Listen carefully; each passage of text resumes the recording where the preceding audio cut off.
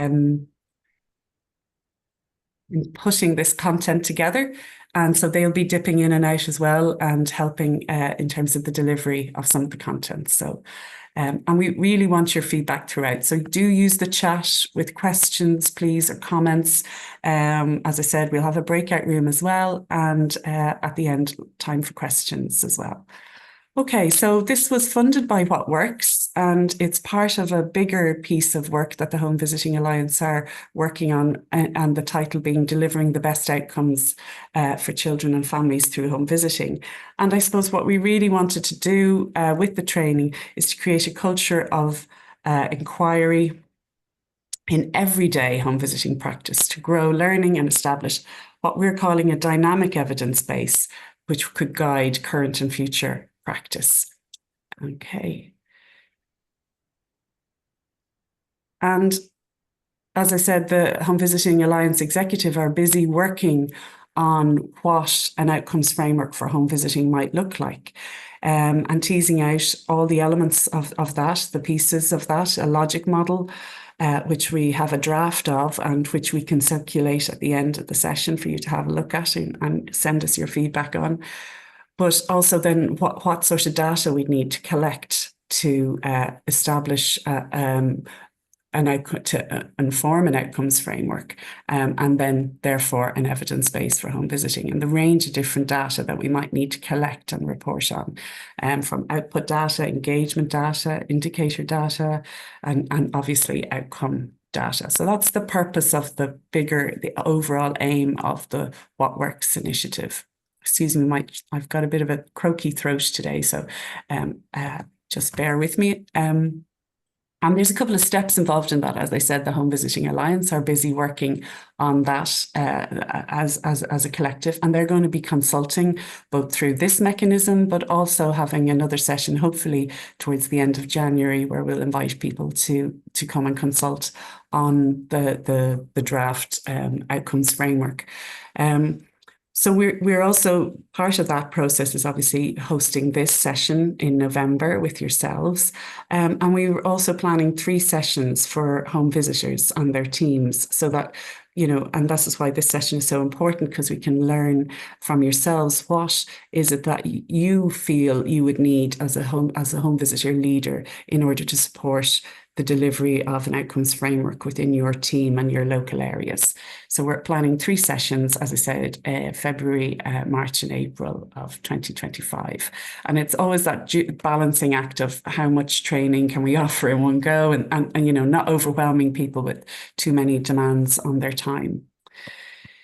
So much has happened in the world of home visiting, and just to make sure we're all on the same page, we're all coming from different perspectives. Some of us know all this already and some of us are less familiar, but so much has happened in the last 5 years nationally in terms of home visit, from the First 5 commitment, which was to explore an approach to home visiting services. And really, I suppose it's a real credit to the department and to their partners, TUSLA and the HSC, in moving through those implementation actions of First 5 and delivering then on national research, including the Maynooth Unites National Review of Home Visiting and the Economic Case for Home Visiting in Ireland. And then obviously the Home Visiting Alliance also had their feasibility study. But also we now have the appointment, and Caroline and Thomas, I think, are both on the call here, which is fantastic. We have the appointment of a home visiting program manager, Caroline Sheehan, and our data officer, Thomas, who's also on the call. So again, another major milestone in progressing home visiting in Ireland.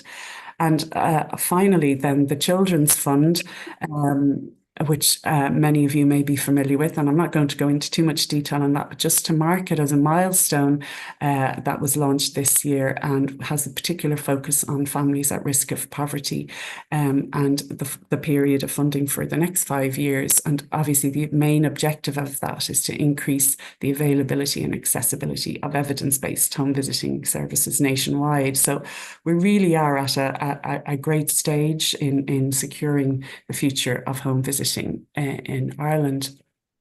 And that's against a wider backdrop in terms of outcomes, and everybody's familiar with Bob F and now Young Ireland.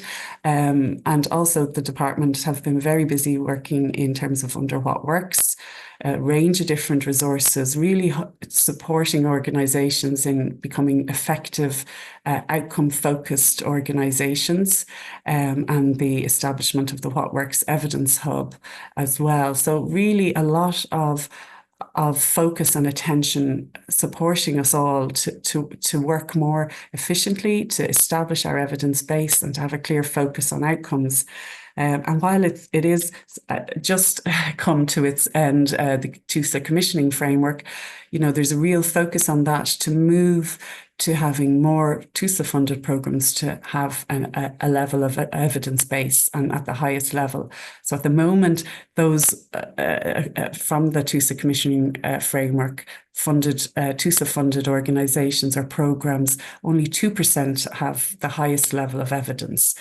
So we can see how challenging that is, and how we might want to move that forward and have evidence base a central piece of all our work.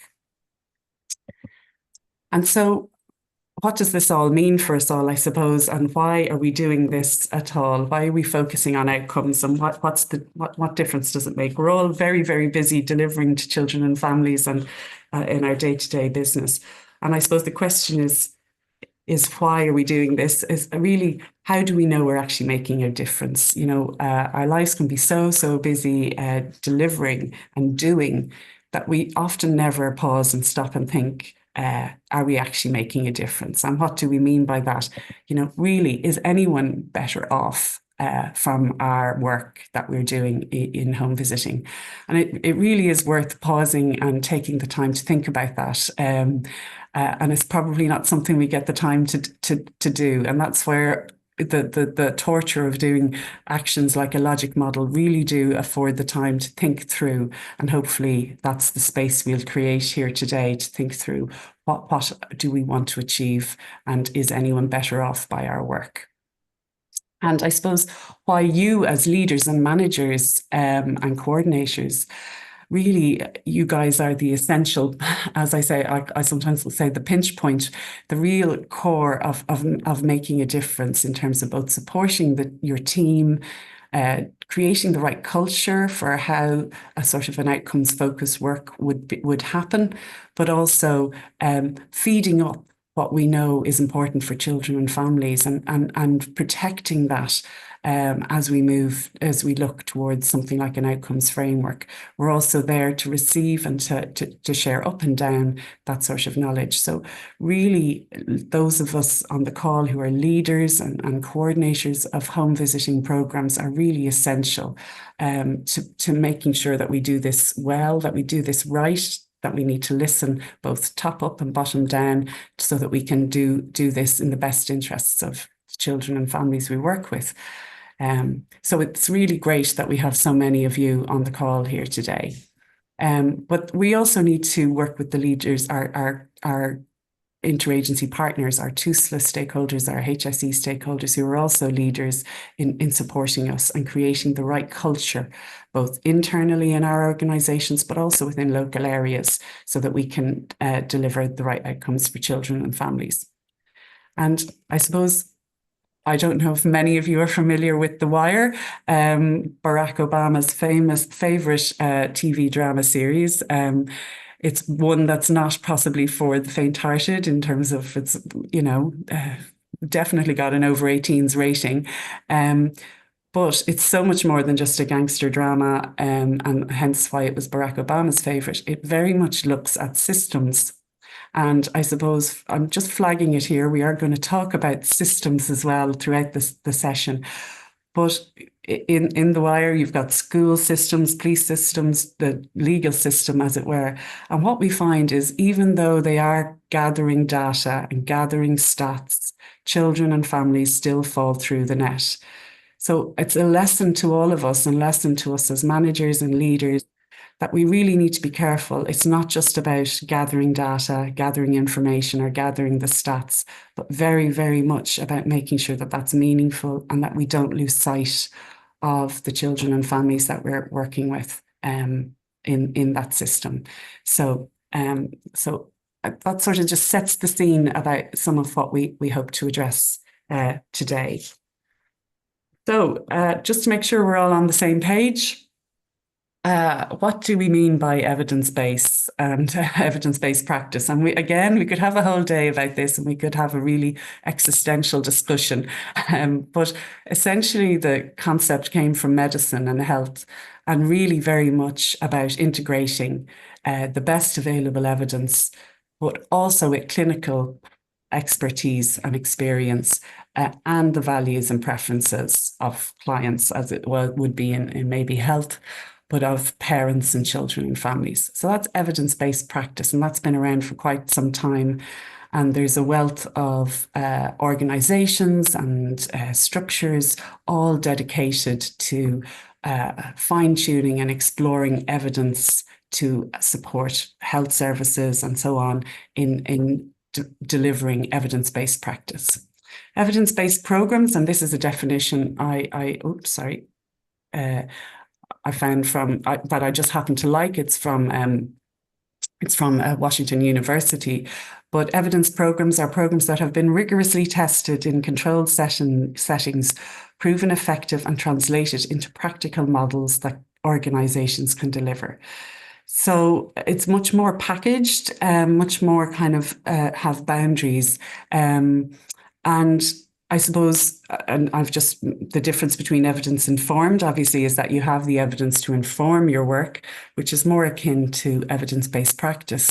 But evidence-based programs are those programs that you'd be very familiar with in terms of parenting programs, the sort of standard 6 or 14-week parenting programs that you might all be familiar with. But in home visiting, all the current programs in Ireland would be classed as evidence-based programs, because they would have all had RCTs at some level that demonstrate their evidence base. And they also have the other characteristics that are outlined there in terms of training and structure and so on. And so it's just helpful to understand those different concepts. And I suppose on this slide, we could talk again for hours about what do we mean by levels of evidence or evidence. And you can go to different structures like the Cochrane Institute, or you can look at other evidence-based clearinghouses to look at how you define evidence levels. But at the very top, we have the very highest level of evidence, which are systematic analysis or meta-analysis of randomized controlled trials. And I'm not going to spend too long on this, but you can see how it is a hierarchy, and at the bottom of it you would have more literature reviews or expert reports or evaluations. And so this is something that has guided how programs are recognised in terms of their evidence, and what do we mean by evidence. And you can see it's quite a high benchmark to achieve. I've just referenced there from a home visiting point of view, obviously TUSLA in their commissioning framework, they refer to a particular 4 levels of evidence that were developed by Veerman and Yipurin. I'm not sure I'm pronouncing that right. But also in Ireland, we have the What Works Evidence Hub. And what's interesting about that is that they really look at outcomes only for children. So in terms of a programme, that they would only look at whether a programme has demonstrable outcomes for children only, and again, at the highest level of evidence. And in America, there's a structure called HomeV, which also evaluates the evidence base of programs, but they do consider outcomes for parents or wider outcomes for families. And so I suppose we're going to send lots of resources at the end. So any of you who would like to delve into that a little bit further or explore some of those, we can send on some websites and so on about all that. But in terms of evidence-based programs, obviously there's a few key elements to them in terms of, sorry, I just have to move things around my slide so I can see, in terms of kind of factors or categories about them. Obviously, they outline what works. So they all include like training, they would have a guide, they would have a structure to them. They also distill down how the program works. And I suppose there's a universal characteristic there, which we've all distilled down, which is obviously that core relationship with parents and a home visitor. But it also needs to have fidelity. And if you have to do what the program says in order to achieve the results or the outcomes that the program has demonstrated. And so they're key factors of it. They also outline who it works for. And so I suppose we frequently throw around the term evidence-based, and we, I suppose, need to be really careful, because at the moment what we mean is that it's an evidence base for a particular outcome for a particular cohort of children and families. And so, for example, you might be looking for an evidence-based program that targets breastfeeding, but the programs that are available might only target early childhood literacy. So it's really important to actually know what the evidence is for a particular program and whether that actually meets your needs or the families that you're working for. An example might be in Ireland, we have very little research in terms of what might work for some ethnic minority groups or for our traveller community. There was one RCT done, an extension to the traveller community way back in the early 90s in terms of the Community Mothers programme. But there are very few, in terms of who it works for and what is the impact it will have on those families. I suppose that there are challenges to the concept of an evidence-based program, and that is that very piece. Can you take it from one context and deliver it in another context? And obviously the research would say you'd need to do replication and adaptation studies to see if it actually works. If it works in an urban area, will it also work in a rural area?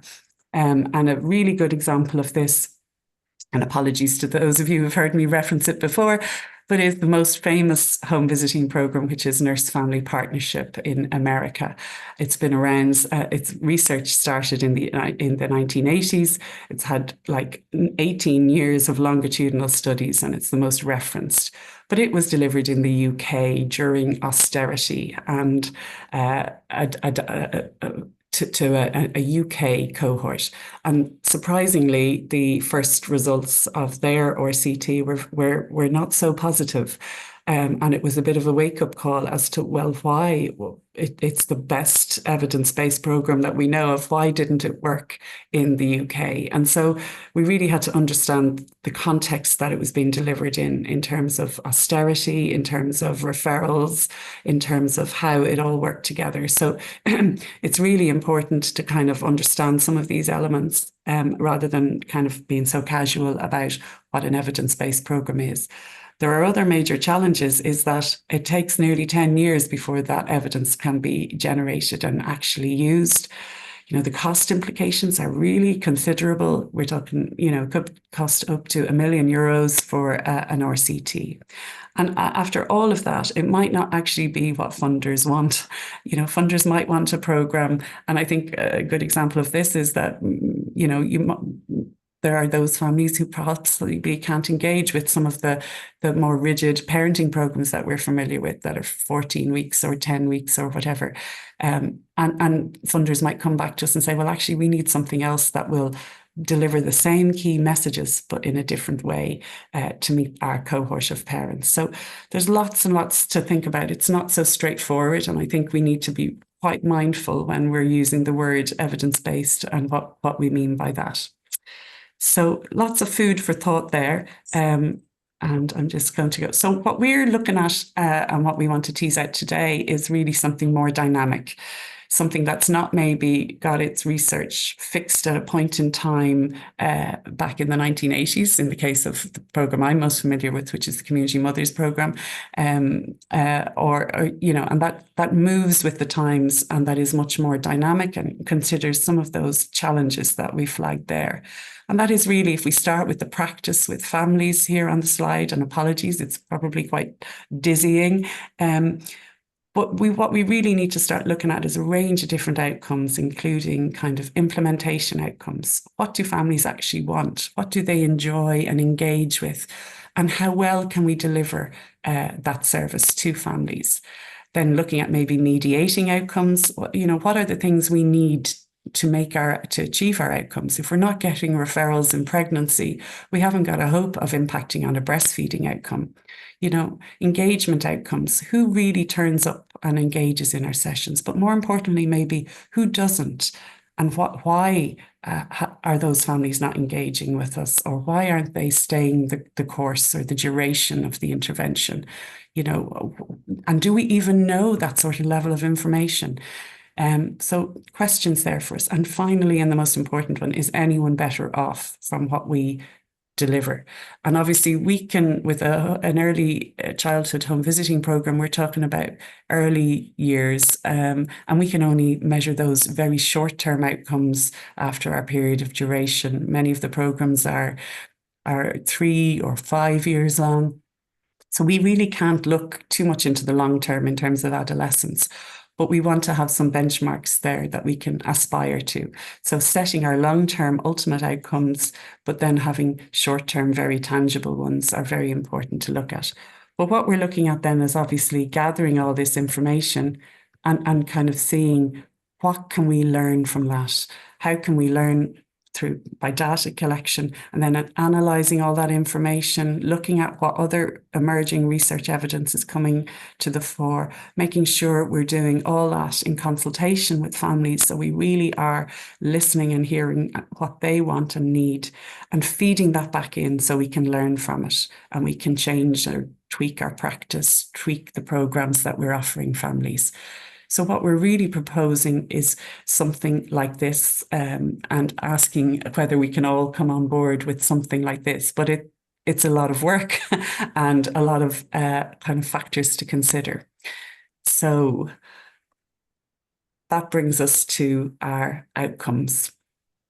And please do, as I say, I'm rattling on here because we've got a lot to get through. So I hope I'm still holding your attention. But if you have questions, do populate the chat, and we will come back to them. So what do we mean by outcomes? And you guys have all joined us today, and many of you filled out the Menti niches, and we'll have a look at that now. But to make sure we're on the same page, I think this definition is probably quite helpful. So outcomes are what we wish to achieve. They're socially meaningful changes, generally defined in terms of a change in knowledge, skills, attitudes, behaviours, conditions, or status. So an outcome is that people will have a job, or will achieve better in school, or will have positive mental health. So it could be an attitude or a skill, and I think that definition is quite helpful as we to have a think about and to hold as we go on. But as I said, you all kindly participated in our Mentimeter, and if anyone hasn't, the code is there. Please do populate it. That would be great. But we've got a really well informed audience today, which is fantastic. We asked you which of the following you were familiar with, and that's great. And this will be really helpful for us as we look at any other possible training pieces as well. So people are really well informed in terms of outcome frameworks. So we're already on a winning streak there. And I think those other pieces like the standardized measures and so on, I think that was really interesting for me to see. So we can definitely look at where to focus training needs as well going forward. But then we asked you all, because obviously an outcomes framework is essentially a system for reviewing if we're making a difference. And again, those of you who replied said, the majority said you do have a system, which is great. And I love the fact that, others have said, you know what, we don't have one. And let's be honest about it, we don't, because it's very complex to set something like this up. But we're working on it. So we really do, want to try and see how we can best support this way of having a system in place. An outcomes framework is one way in which we can look at whether we're making a difference to children and families. So we asked you more about your system, and you all shared your feedback. I won't go through all the comments, but this will be really helpful for us as part of the consultation. So people have talked about formal evaluation frameworks based on logic models and the information you collect. Other people have talked about the measures they use. One familiar measure here is the TOPSY. Other people have said they have feedback forms at the start, at the end, and to rate their intervention, and so on. So I won't go through all of them, but thank you very much for putting them in. We'll explore them afterwards. So again, thank you. And we asked you to tell us one word, how to describe an outcome in one word. And so we do have change there. We do have difference, impact, effect, which is great, result. You can see how it can be very easy for us to get, to make sure we are all on the same page, and how helpful this exercise is, because in some ways there's no right or wrong answer, but it's just making sure we're all on the same page, as it were. So that's really helpful. So thank you all again for sharing that feedback. And then we asked again some jargon busting questions. We asked you to tick maybe all the statements that you feel are true. And again, there's no real right or wrong answers here. It's very much, are we on the same page with language? And so what the first statement was, outputs are important measures of change. And I think outputs are really the work we do, all our activities, and they are so important for us to measure. And I think they're essential implementation outcomes, but they don't tell us really if anything has changed for families, so they're really important for us, as I said, as an implementation measure. But in terms of change, unless, they don't tell us if actually something has changed for parents or children. Indicators definitely are telling us if we're on the right track. And in general, we're going to want to set outcomes that reflect change for the better. If it's a homelessness outcome, then we want to reduce it. So we want to have outcomes that really do reflect positive change for the children and families that we work with. And I love the fact that everyone said 0, that outcomes are only necessary for funders. So that's just, we're already on a winning streak there if people really understand that we want outcomes for ourselves. They're not just for funders. So that's excellent. And the last one, I suppose, is a little bit of a trick one in terms of parent satisfaction forms, or a parent outcome measure. Parent satisfaction forms are so important because we really need to understand and know how well parents enjoy or participate in our service, how they evaluate it. It's an essential outcome measure, absolutely an essential implementation outcome measure.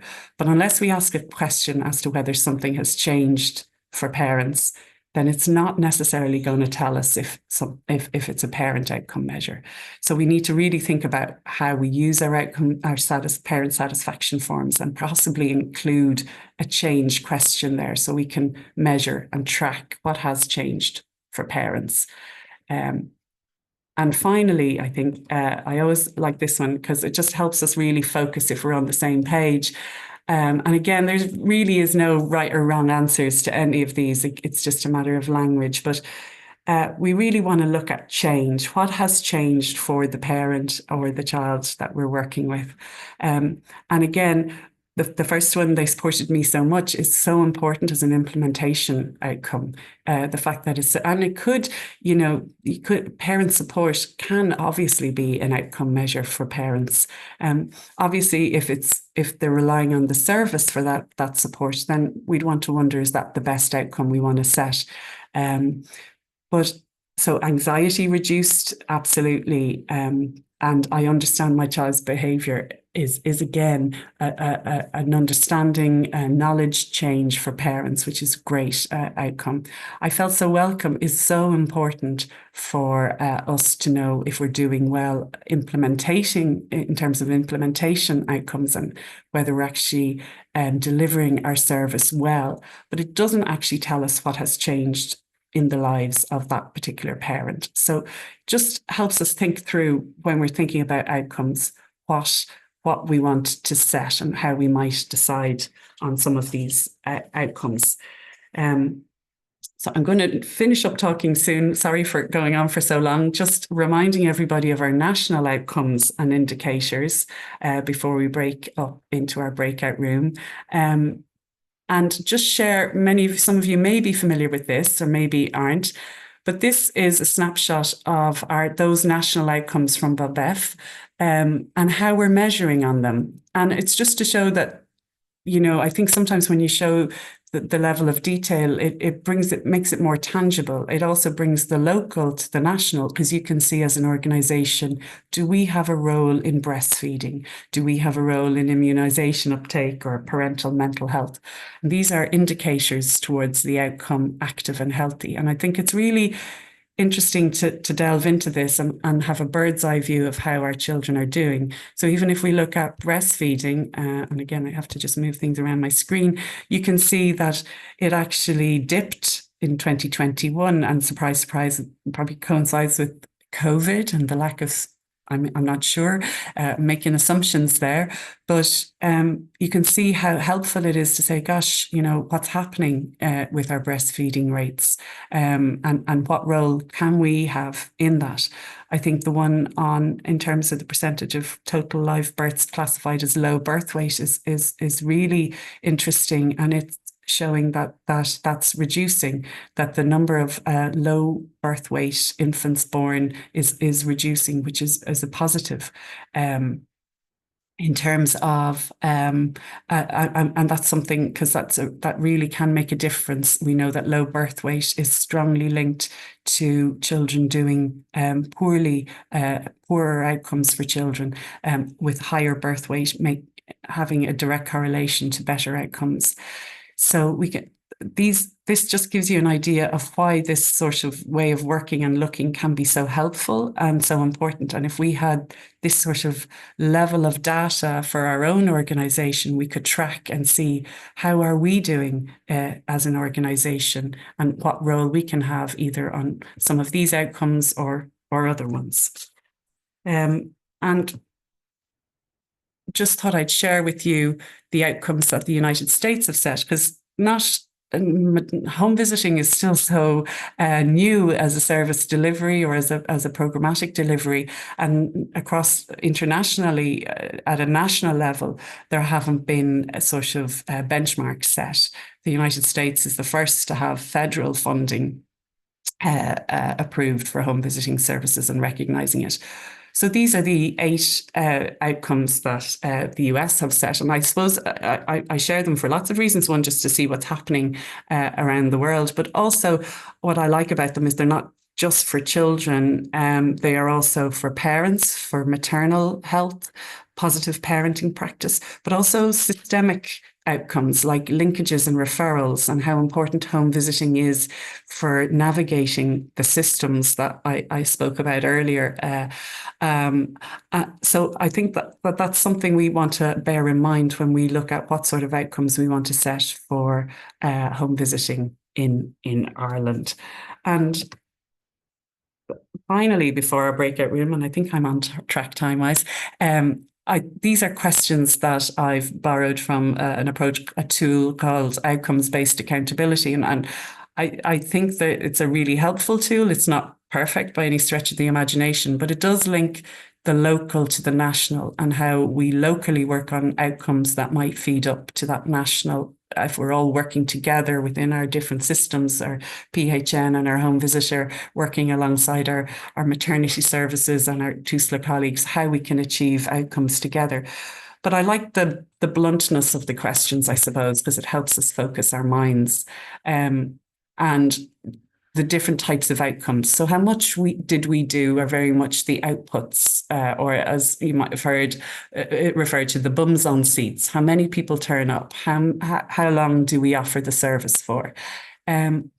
How well we did it is really important, for us to look at, and there are implementation outcomes.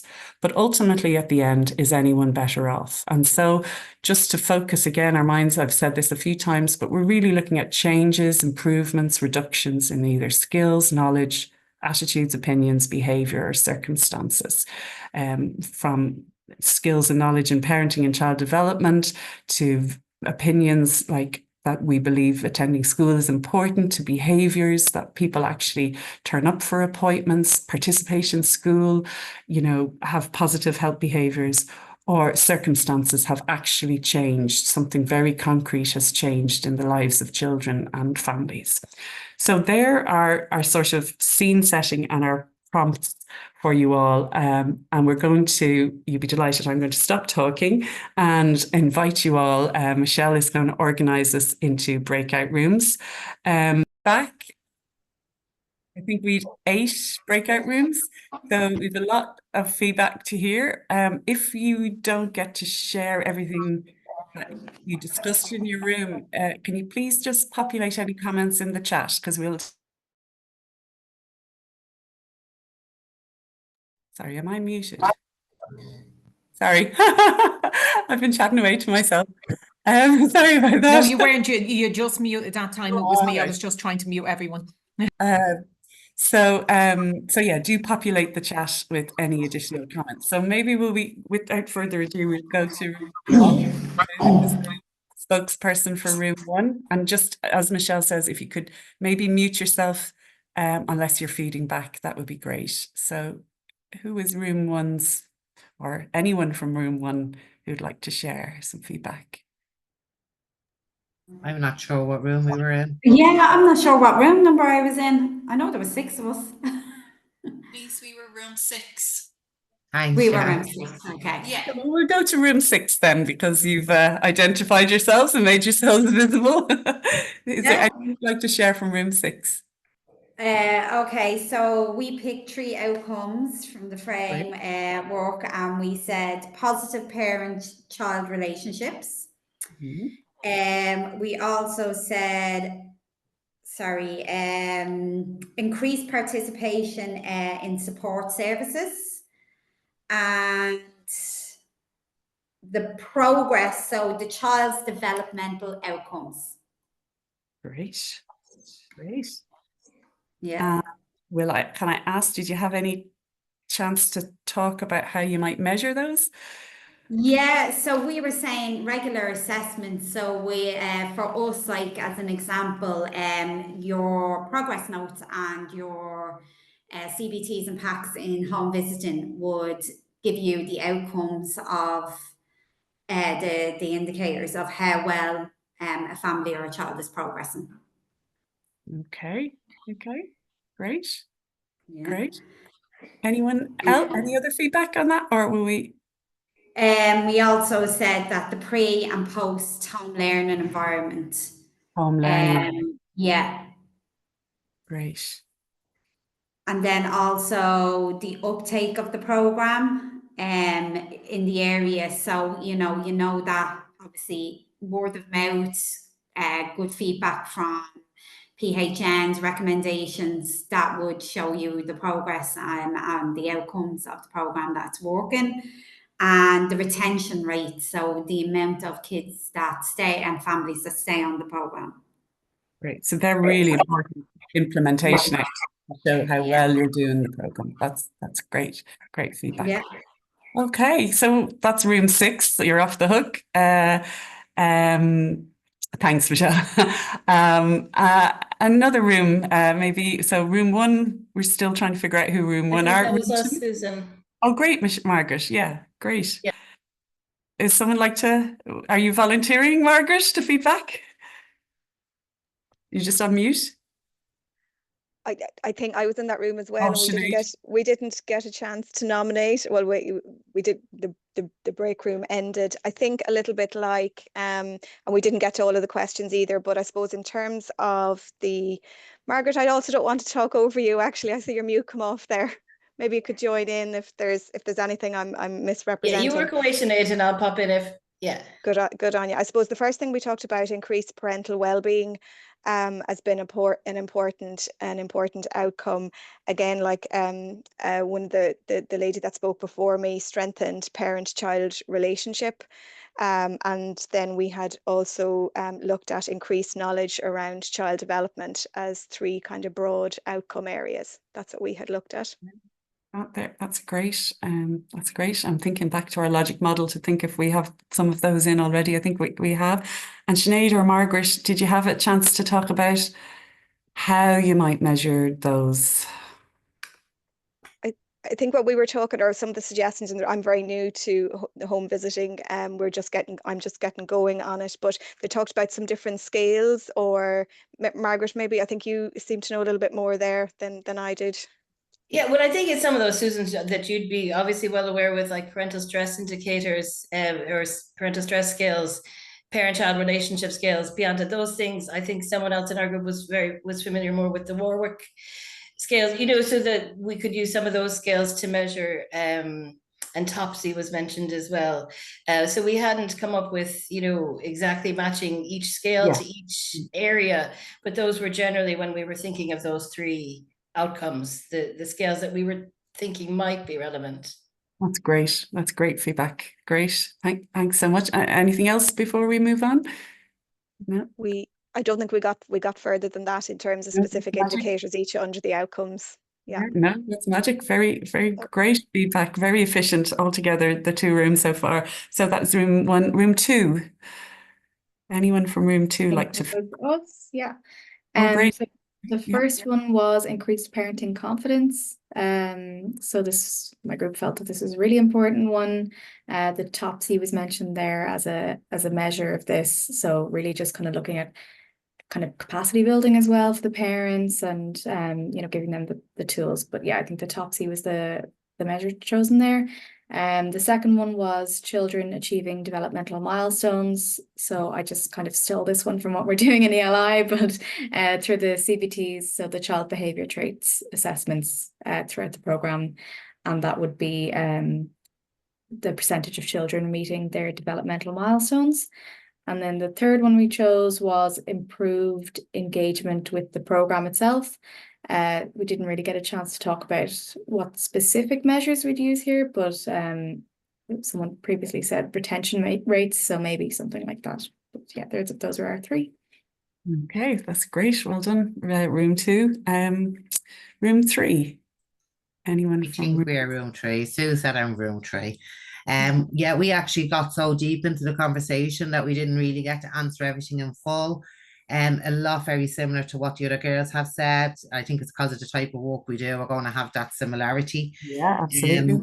One of them was to measure the outcomes of the quality of the home environment. And that would be looking at it from an economic and a socio-economic kind of standpoint. So, is there a financial reason, or is there an addiction reason why the child isn't excelling, rather than it being that the child needs support. Another one we had was improved knowledge and awareness of parenting skills. And again, that would be like a pre, during, and a post. Sorry, the first one was a pre, during, and a post evaluation. And another one was parental involvement in community activities and family involvement in community activities. How linked in are they? How have they got the capacity to access these supports and groups and different kind of things going on in the community? Do they feel included, or are they still isolated from that? Yeah, that's a great one at the end there, especially, when we've got so many diverse communities, in terms of integration as well as support from community. That's all great. It was a great group, lots of input.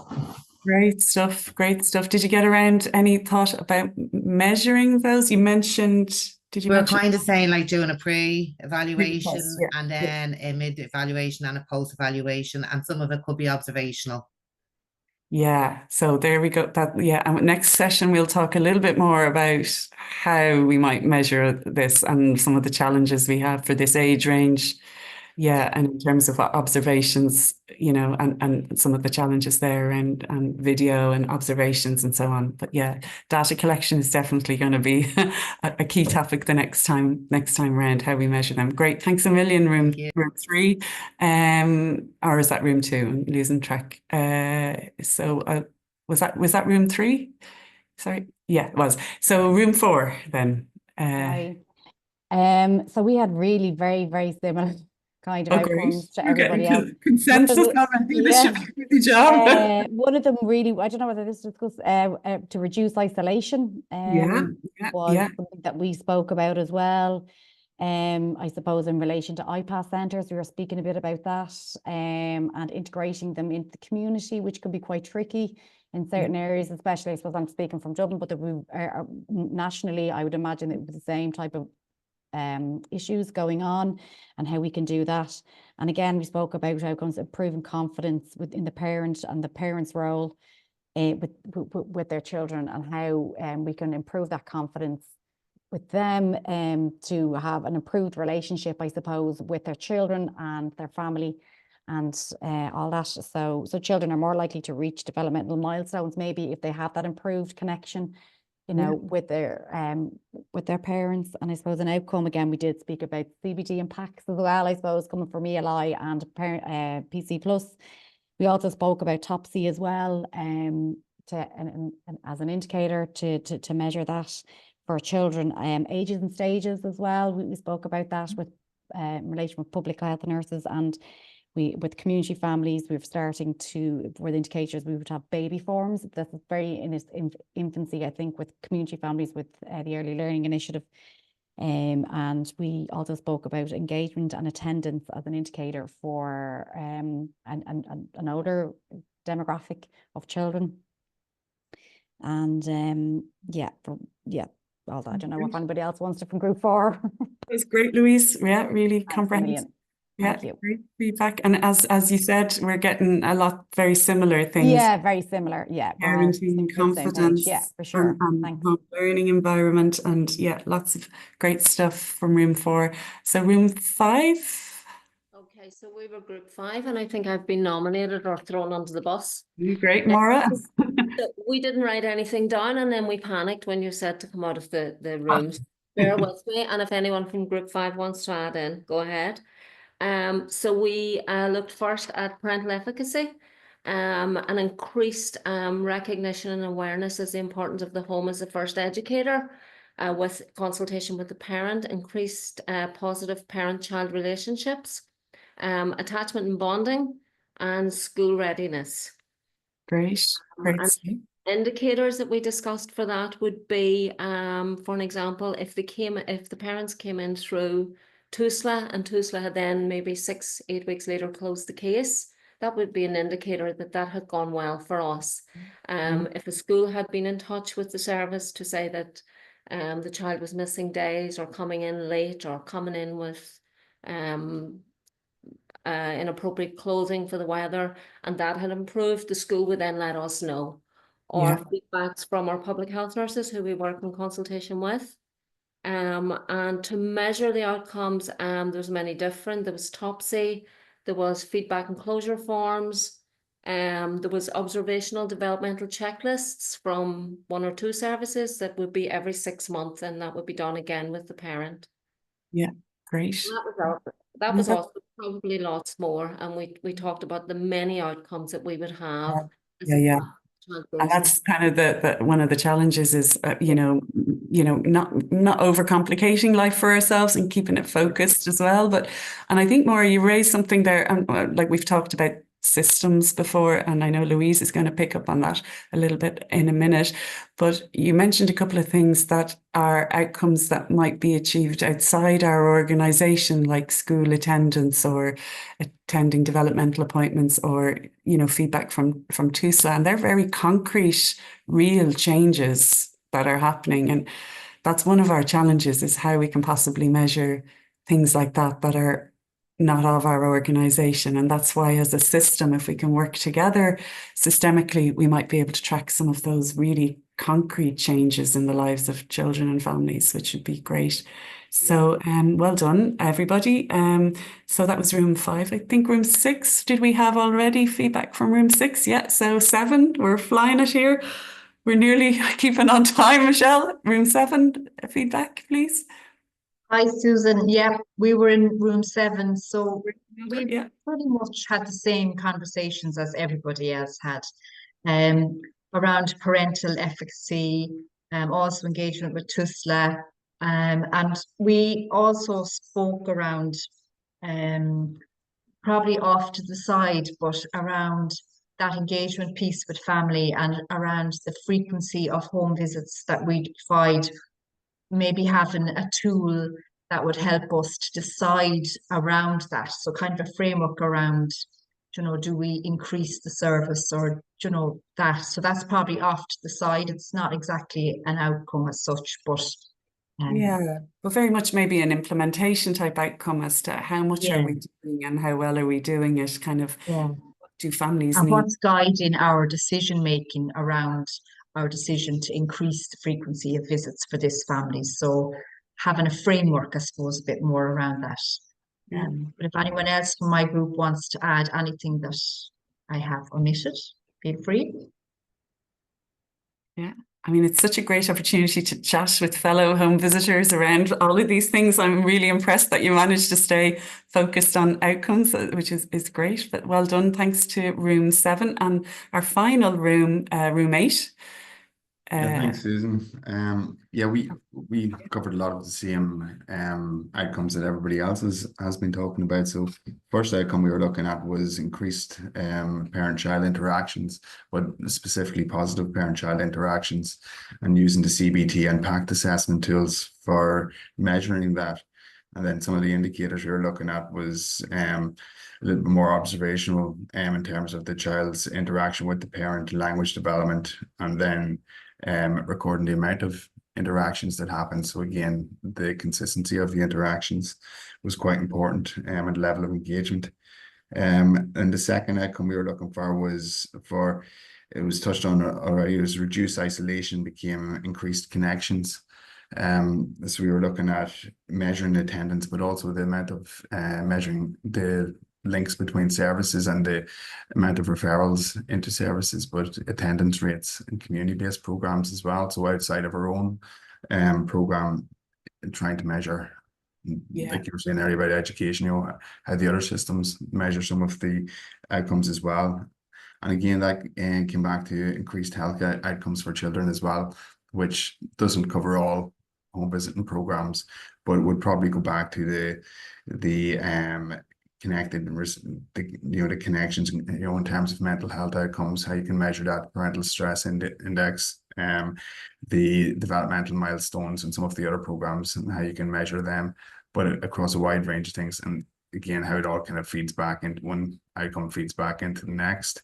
So yeah, just covering over what everybody else had covered already, mostly. No, that's great, Gavin. Thanks so much. And I think you mentioned there, not all programs might address that particular focus, and it's something to bear in mind. Some programs are more tailor-made to having sort of school readiness or literacy outcomes or home learning outcomes, and some more health outcomes. And I think what we want to try and propose, obviously, is something where we don't feel that every home visiting program has to tick all those outcomes, that you can find ones that work or align for your program. Well, that's what we hope we will explore. But I think you're flagging that point there quite well, Gavin, and room 8 in terms of that.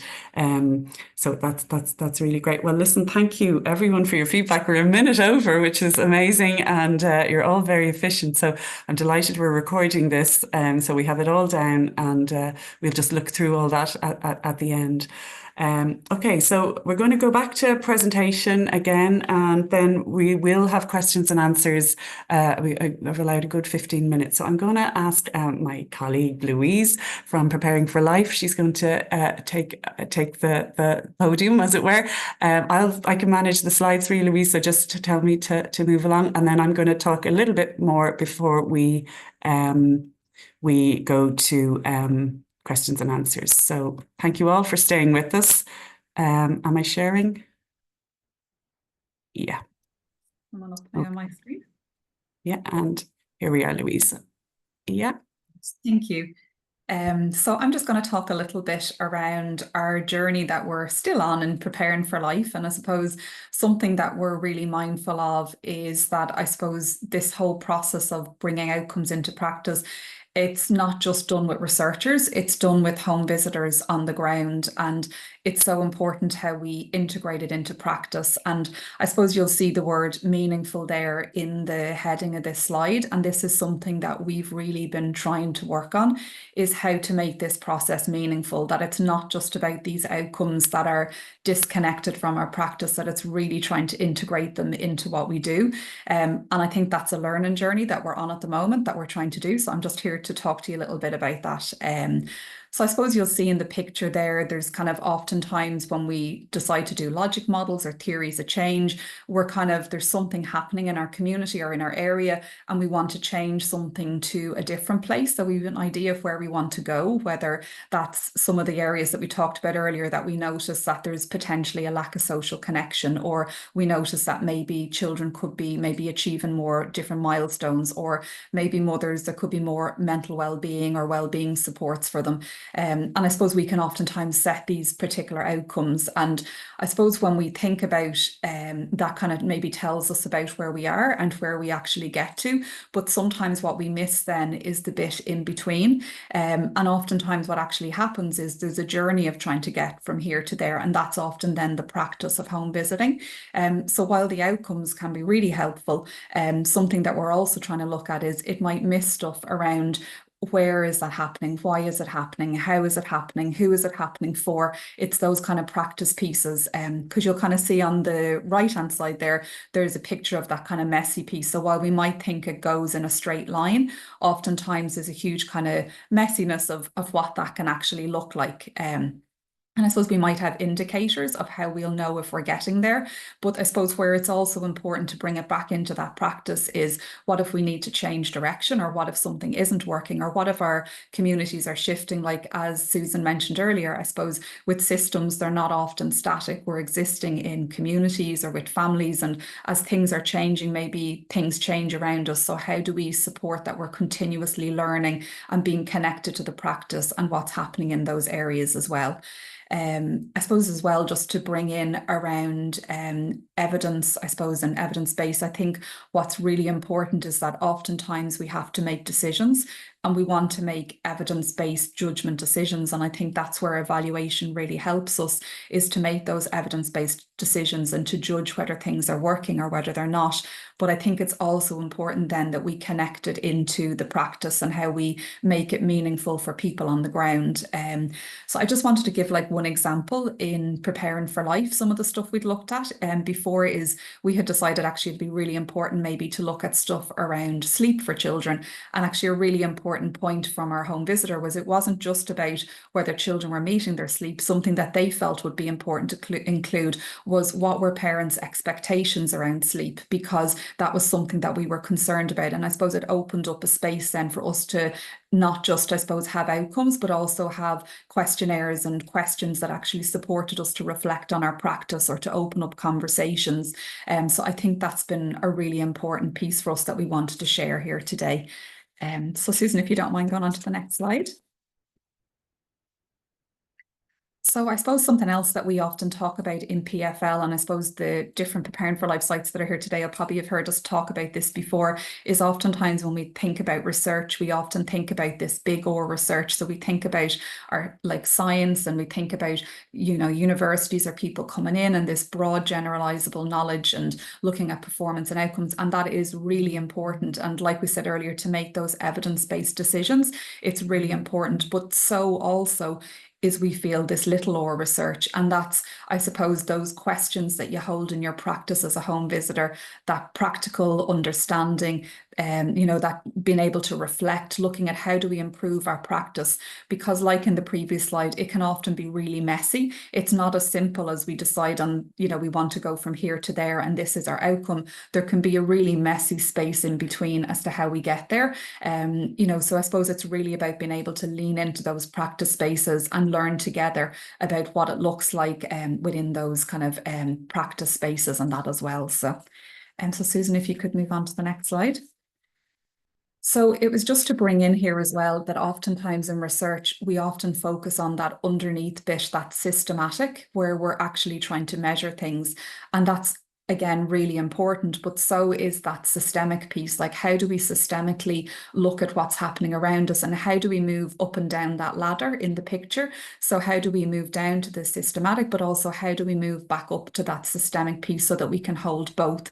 Because I suppose it's when we have both that we can really act with awareness. Like, it's great to know whether something worked or not, but actually there's a context that has existed in, and how do we really sense into that? Like, is it working with some families? Is it not working with other families? Is there particular times when it's working, when it's not? So I suppose how we actually make our outcome data meaningful in practice can be really important as well, and that we're learning at these different levels. So Susan, if you could just go on to the last slide.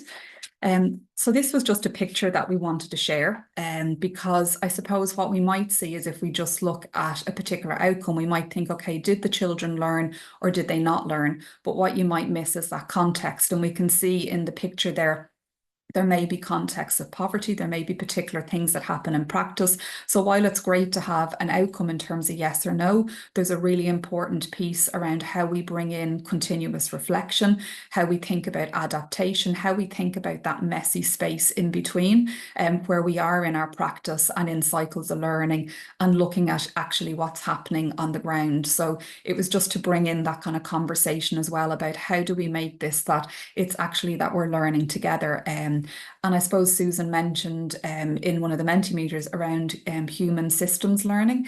And this can be really important too, because what it acknowledges is that while it's great to have, I suppose, outcomes, it's really also that for families, things can be really complex, and it's not as straightforward as we moved to it before and after. Sometimes it can be, but not for everybody. And how do we really go into that space where we learn in our practice and that together as well, that absolutely we want to have the outcomes, but also trying to hold that systemic practice piece at the same time as well. So that's something that we're going to talk more about in the next session and around these kind of cultures of learning. But it was just to kind of open up that conversation today as to how do we hold outcomes absolutely as at that higher level and that systematic level, but how do we also think about it at that systemic level and how it integrates into our practice and what we're doing, and how we learn together in whether we're funding programs, whether we're delivering programs, whether it's home visitors on the ground and with and for families as well. How do we hold all of this with them too? So I'll hand you back over to Susan. That's great, Louise. Thanks so much. And I think you'll probably see that we're trying to really support, and especially by engaging with yourselves as our leaders in home visiting and having our colleagues from TUSLA and the HSE here, how we really want to create those cultures of learning, and that outcomes are really helpful in that regard. And I think those slides Louise shared with us there kind of really try and demonstrate that.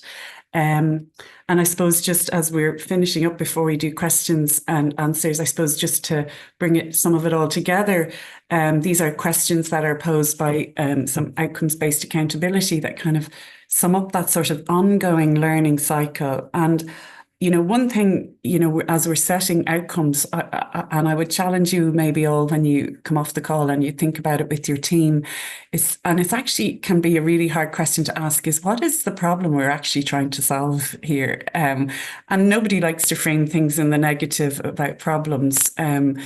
But we are funded to deliver a service for a particular reason. And often we're so busy doing and so on that it can actually be hard sometimes to actually sit down and think, what are we trying to actually achieve? And that's what really helps us inform our outcomes.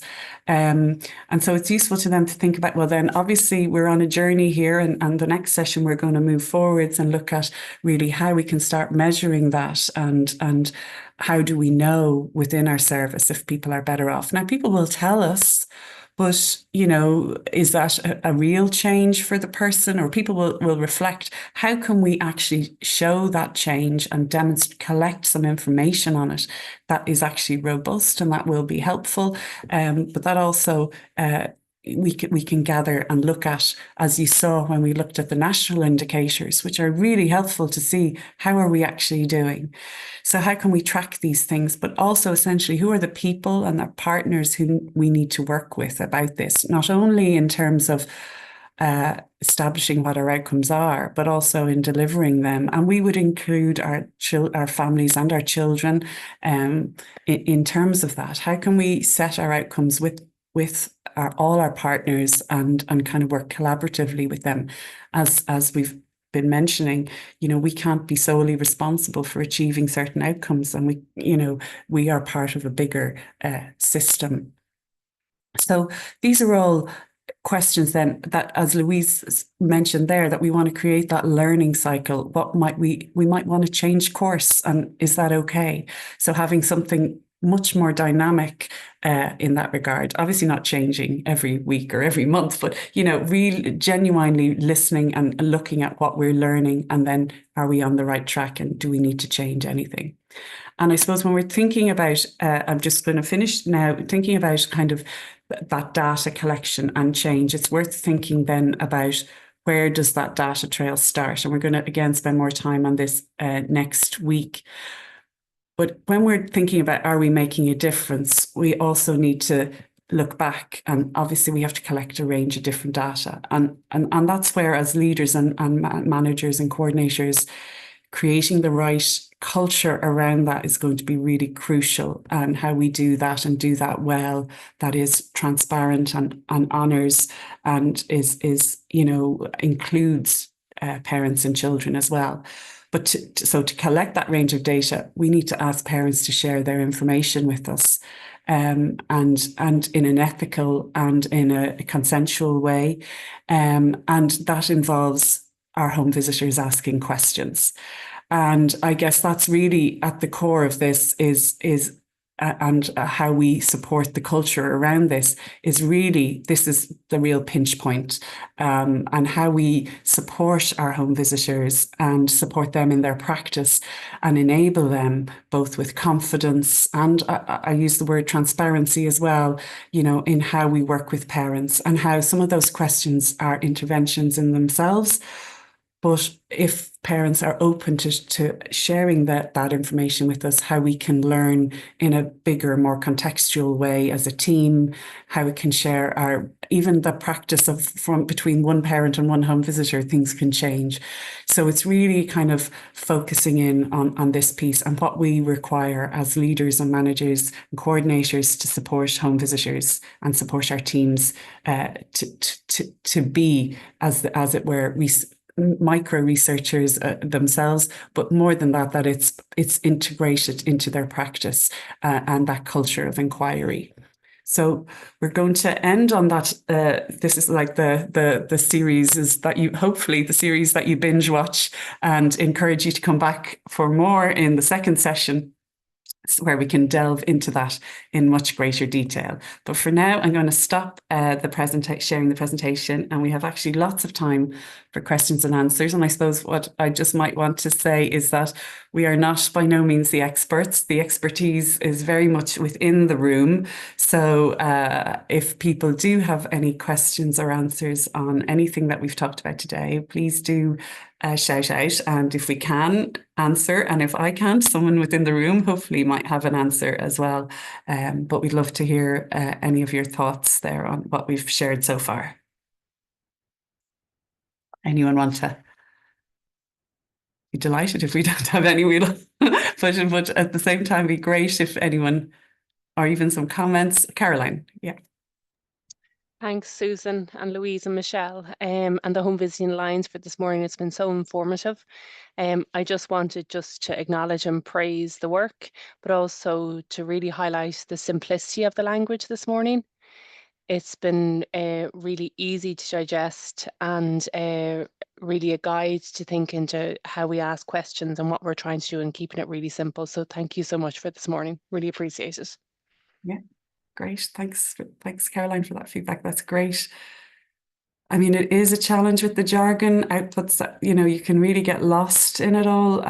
So yeah, absolutely. Anyone else? Any questions anyone has? No, that's great. That's great. I might pop in with a little question, and it's just something that's come to me. And again, well done. It's been really fantastic to sit here and listen to everything this morning. And I think it's a great way to gather, how it is to best move forward. But I suppose I'm just kind of thinking about parents, like from a parent's perspective, like is there much, and I haven't done any desk research around it, but what do parents want? Like as a general population, you know, if you go out and you ask, you know, the people on the street and the parents on it, like what if you were offered a home visiting program, what would that look like? What does it mean to you?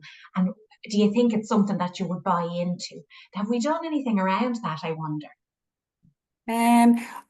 I suppose I can speak to some of that, Emma, just in terms of the work we've done in community families. What we haven't canvassed were families who weren't aware of home visiting, but when we consulted with those families who have received it, we did ask some of those questions in terms of kind of, you know, what would you want from the program? And we asked questions, and I think it's really helpful. They were really helpful questions in terms of what training should a home visitor have?